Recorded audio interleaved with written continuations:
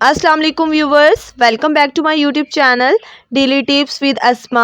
इरज नाम का शुमार लड़कियों के नामों में होता है। इरज नाम की इब्तदाई तारीख अरबी ज़बान से निकलती है। इरज एक इस्लामी नाम है। इरज नाम की लड़कियों के लिए खुशकिस्मत नंबर 4 माना जाता है। इरज नाम की लड़कियों में ज़्यादातर खुश मिजाज तबीयत की लड़कियां पाई जाती हैं। इरज नाम की लड़कियां खुशकिस्मत होती हैं, इनका साथ इनकी किस्मत देती है।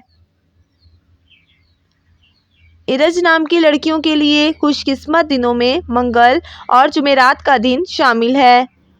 इरज नाम का मतलब है फूल और खुशबू। इरज नाम का शुमार इंटरनेट पर सबसे ज़्यादा सर्च होने वाले नामों में से होता है। खुशकिस्मती वाली धातु में हिंसों के हिसाब से तांबा शामिल है।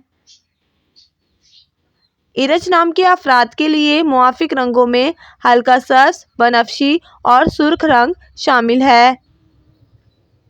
इरज नाम के अफराद के लिए खुशकिस्मत पत्थरों में रूबी पत्थर शामिल है। फ्रेंड्स, अगर आप किसी भी नाम का मतलब जानना चाहते हैं तो आप कमेंट बॉक्स में अपना नाम लिखें। इंशाल्लाह हम आपके नाम की वीडियो ज़रूर बनाएंगे। Thanks for watching. अल्लाह हाफिज़।